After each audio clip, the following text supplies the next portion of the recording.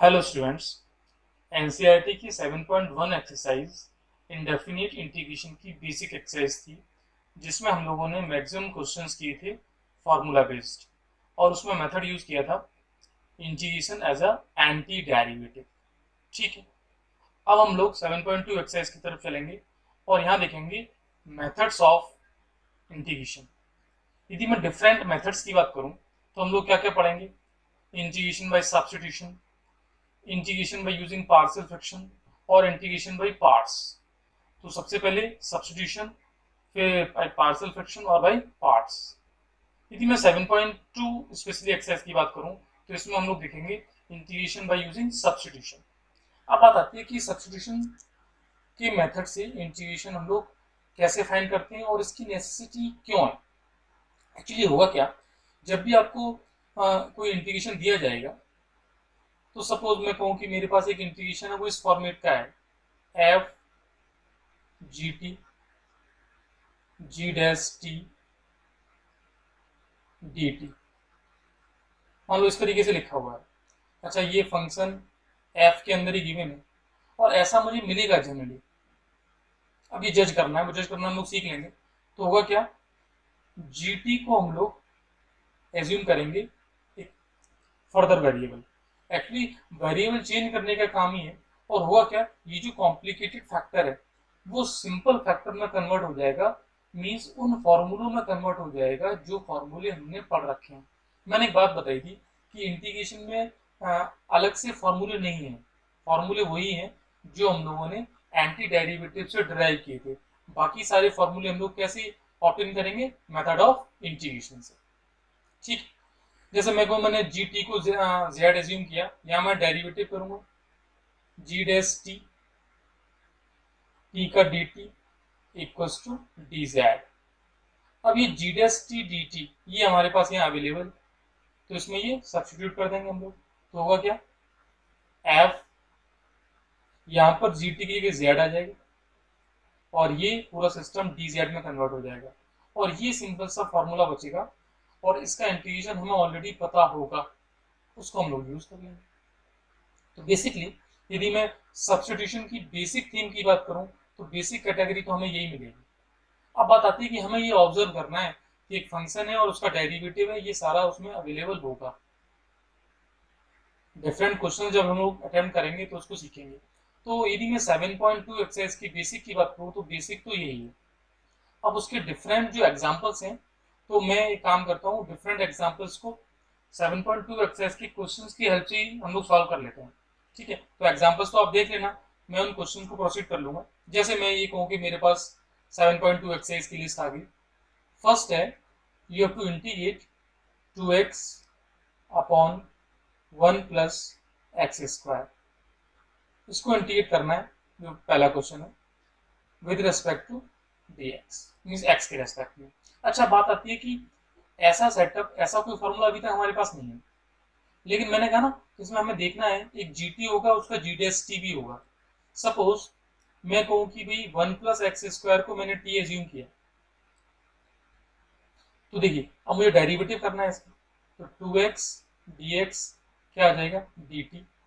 और मैं यही कह रहा था, देखो 2x dx मीन्स ये बन गया इंटीग्रेशन 2x dx की जगह आ जाएगा dt अपॉन टी, और 1 अपॉन टी का क्या होता है, अब स्टैंडर्ड फॉर्मूला आ गया ln t प्लस सी, टी की वैल्यू रिप्लेस कर देते हैं, तो आंसर आएगा ln 1 plus x square plus C. ये पहले क्वेश्चन का आंसर आ गया। Got it? मींस आप इस टाइप को यदि डिफाइन करें तो कुछ ऐसा लिखा था, एक फंक्शन ऊपर था, एक फंक्शन नीचे था, नीचे वाले को हमने एज्यूम किया तो ऊपर वाला फंक्शन dx dt में कन्वर्ट हो गया। चलिए आगे चलते हैं, क्वेश्चन नंबर 2 देखते हैं। log x और इस पूरे का whole square given upon x, इसको इंटीग्रेट करना है।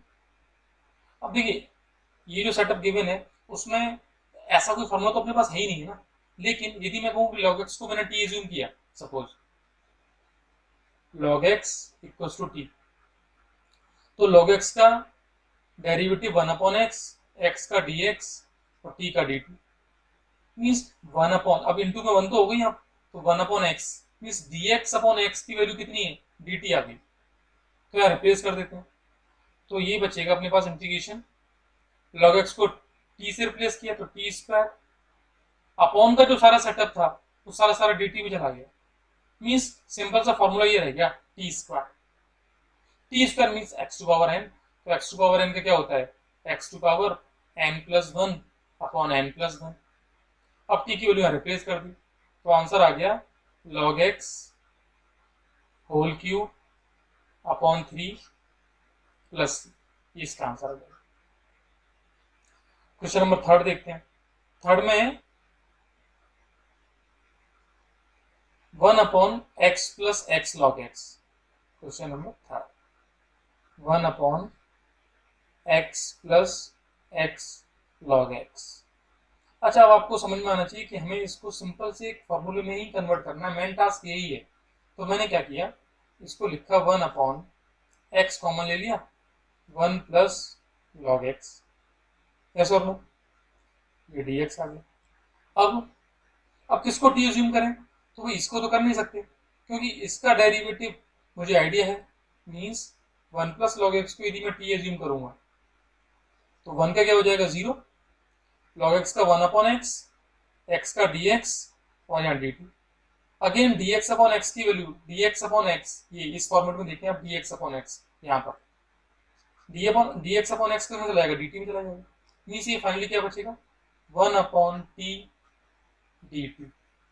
1 अपॉन टी का भी हमने देखा था एल एन टी, तो एल एन और टी क्या है, टी ये means 1 plus log x plus, ये आंसर आ गया। ये क्वेश्चन नंबर थर्ड हो गया, सिंपल सा क्वेश्चन है ना। चलिए नेक्स्ट देख लेते हैं। क्वेश्चन नंबर फोर्थ क्वेश्चन क्या कह रहा है, sine x into sine x. देखिए कैसे लिखा है फंक्शन, साइन एक्स और साइन कॉस एक्स, और होना भी ऐसी चाहिए, नहीं तो क्वेश्चन सॉल्व भी नहीं होगा। अब सब्स्टिट्यूशन क्या करेगा इसमें, यदि मैं cos x को t मानूंगा, cos x को, देखो cos x को t मानना, आप सोचो cos x को t क्यों मानना है, क्योंकि भाई sin x को t मानने पर जो cos x है वो इनटू में तो है नहीं, cos x तो sin का फंक्शन है, इसके अंदर है। तो यदि इसको मैंने t माना तो cos x को t माना, तो minus sine x d x d t में चला गया। मीन्स यहां से मैं कहूंगा कि साइन एक्स डी एक्स की वैल्यू क्या आ जाएगी, माइनस डी टी। मीन्स इसमें साइन एक्स और डी एक्स ये तो साथ में ही है ना, तो इसकी वैल्यू माइनस डी टी आ जाएगी। मीन्स क्वेश्चन रह जाएगा sine t d t with a minus sine. अब साइन टी का क्या होता है, माइनस कॉस टी, तो कॉस टी आ जाएगा, और टी क्या है कॉस एक्स, तो आंसर आ जाएगा cos cos x plus C, इसका आंसर आ गया। क्वेश्चन नंबर 4 आ गया। अब देख लेते हैं हम लोग क्वेश्चन नंबर 5। क्वेश्चन नंबर 5 में क्या, अगेन सिंपल क्वेश्चन है, sine of a x plus b into cos A x plus b. अब देखिए ये साइन और कॉस इंटू में लिखे हुए हैं, किसी एक को टी मान लो, साइन को मानो कॉस चला जाएगा, कॉस को मानो साइन चला जाएगा। सपोज जैसे मैंने साइन को माना कि sine A x plus B equal to T, तो साइन का हो जाएगा cos A x plus B, A X का हो जाएगा ए, एक्स का डी एक्स प्लस बी का 0 इक्वल टू डी टू। तो कॉस ए x plus B D x की वैल्यू आएगी डी टी अपॉन ए। इस क्वेश्चन चेंज हो जाएगा 1 अपॉन ए, ये तो चला गया किसमें, टी में, मतलब ये तो टी, इसके लिए टी रख देंगे, और ये पूरा किसमें डी टी अपॉन ए में चला गया, तो टी डी टी आ जाएगा। ए कांस्टेंट बाहर कर लिया तो क्या बचा, टी डी टी। टी का हो जाएगा डी टी के रेस्पेक्ट में, जैसे एक्स का डी एक्स के रेस्पेक्ट में होता है, मीन्स एक्स स्क्वायर बाई 2, तो t square by 2 plus C. T की वैल्यू रिप्लेस कर देते हैं, तो 1 अपॉन 2 ए, टी क्या है साइन, तो साइन स्क्वायर ए x plus B plus C, ये आंसर आ गया। I think it is okay. Question number 5। Question number 6 देख लेते हैं। क्वेश्चन नंबर 6 क्या कह रहा है, ये सारे क्वेश्चन बेसिक क्वेश्चन है। रूट ए एक्स प्लस बी। अच्छा, अब इसको टी मानने हैं पूरे कोई, क्योंकि देखो इंटीग्रेशन में ऐसा कोई फॉर्मूला तो है नहीं इसका। हाँ, एक्स टू पावर एन का फॉर्मूला जरूर है। तो मैंने क्या किया, ए एक्स प्लस बी को टी मान लिया। तो ए डी एक्स प्लस में बी का zero equal to d t का डी टी। तो डी एक्स के प्लेस पे आ जाएगा डी टी अपॉन ए। तो ये रह जाएगा root t d T upon a. One upon a constant है, वन अपॉन ए बाहर, रूट टी डी टी। अब ये एक्स टू पावर एन की तरह कर देते हैं। तो one upon A T to power, तो one by two plus one upon N plus one plus C. तो फाइनली ये टू अपॉन थ्री है, टी के प्लेस पे आ जाएगा A x plus B whole power three by two plus C. ये इसका आंसर है। क्वेश्चन नंबर 6 हो गया। अब देख लेते हैं क्वेश्चन नंबर हम लोग 7। क्वेश्चन नंबर 7 क्या कह रहा है, x under root of x plus two. इसको इंटीग्रेट करना है एक्स के रेस्पेक्ट में। अच्छा, जब भी ऐसा मिले ना तो हमेशा रूट वाले को ही टी मानना, टी या टी स्क्वायर।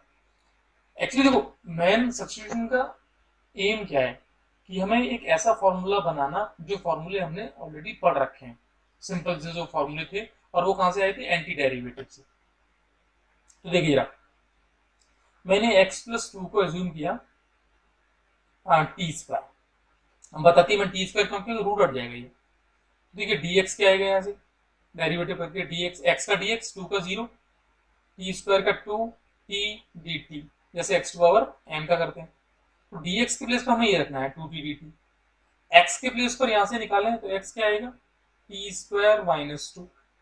इतना सारा रिप्लेस कर देते हैं तो क्वेश्चन बचेगा टी स्क्वायर माइनस टू। इसके प्लेस पर रखा टी स्क्वायर, तो रूट के अंदर टी स्क्वायर, और डी एक्स प्लेस पे आया टू टी डी टी। तो finally t square minus two t two t d t, यानी इसको ध्यान से देखें तो ये आएगा two t to power four minus two t square. अभी हमने अलजेब्रा देखा था इसका, डी टी है, तो दोनों को अलग कर देंगे। तो फाइनली ये t to power five upon five minus two t cube upon three, बाहर क्या है टू है, प्लस सी। ठीक है, चलिए नेक्स्ट पेज पे चलते हैं इसमें। तो अब जो रखना है वो क्या है, क्योंकि टू अपॉन फिफ्टीन में एलसीएम ले ही लूँ, तो टू अपॉन फिफ्टीन, और 15 लिया तो कितना आएगा यहाँ पे, थ्री टी फाइव। एक बार ये लिख लेते हैं, तो टी को भी ले लेंगे, माइनस माइनस की ना, minus 10 T cube, 10 T cube. तो टू अपॉन 15 टी क्यूब बाहर ले लिया, three T square minus 10 plus C. अब टी की वैल्यू रिप्लेस कर देते हैं। टी कितना है, under root of x plus two. तो two upon 15 X plus two का अंडर रूट, तो पावर हो जाएगी थ्री और बाई टू, पावर थ्री तो यही है, और अंडर रूट की बाई टू आ गई, ऐसे ही थ्री। अब अंडर रूट तो हट जाएगा ये तो, क्योंकि जो टी की वैल्यू है वो कितनी है, under root of under root of x plus two, under root of x plus two है, तो वो कैंसिल हो गया, means x plus two minus 10। थोड़ा और सिंप्लीफाई हो रहा तो कर ही देते हैं। To upon 15 power three by to, three x plus six, तो माइनस फोर प्लस सी। फाइनल ये सिंप्लीफाई आंसर हो सकता है। ठीक है, कौन सा क्वेश्चन था ये, क्वेश्चन नंबर 7। तो क्वेश्चन नंबर 7 का आंसर ये आ गया। चलिए क्वेश्चन नंबर 7 के आंसर की बात हम लोग देख लेते हैं। आंसर तो ये लिखे ही, आप चेक कर सकते हैं। 7 पर हम लोग देखते हैं क्वेश्चन नंबर 8 में फिर वो 7 जैसे ही फॉर्मेट दिया हुआ है। 8 में देखें तो लिखा है x under root of 1 plus 2x²। अब देखिए यहाँ पर पता है कॉमन सेंस अपने आप लगना चाहिए कि किसको हम लोग एज्यूम करें। एक्चुअली रूट वाला ये सेटअप यदि मुझे हटाना है तो मैंने इस पूरे सेटअप को ही इसको मैंने मान लिया t। तो होगा क्या, इसका डेरिवेटिव 0, यहाँ पे आ जाएगा 4x, x का dx, t का dt। अब x dx जो है ये x dx, इसलिए dt बाई 4 आ जाएगा और ये रूट में रह जाएगा। क्वेश्चन बचेगा रूट t dt बाई 4।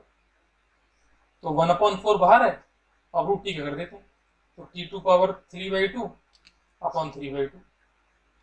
तो ये 2 से ये कैंसिल, तो 1/6 और t कितना है वो ये means 1 plus 2x² power 3/2 plus ये आंसर आ गया।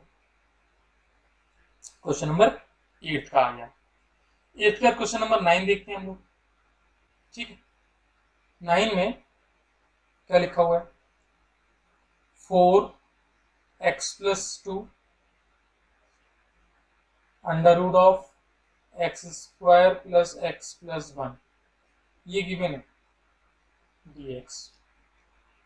अब देखो कुछ ऐसा करना है कि देखो इसको तो एज्यूम करना पड़ेगा, तो इसको यदि एज्यूम करके देखो सिंपल सा कि x² प्लस x+1 को मैं t या t² मान लूँ, सपोज t मान लिया, तो क्या आएगा 2x प्लस यहाँ पे 1 आ जाएगा और dx इक्वल्स टू dt। तो ये वाला फैक्टर अपने पास है क्या, मिल जाएगा, यहाँ से 2 कॉमन ले लेते हैं, तो 2 कॉमन लेके 2x+1 ही तो बचेगा, तो 2x+1 dx में चला जाएगा dt में, तो 2 रह जाएगा यहाँ पे, ये तो पूरा चला ही गया, यहाँ रूट t आ जाएगा और वो पूरा dt में चला गया। तो क्वेश्चन ये रही है, तो 2 बाहर है और अभी रूट t किया t⁻3/2 अपॉन 3/2 प्लस c।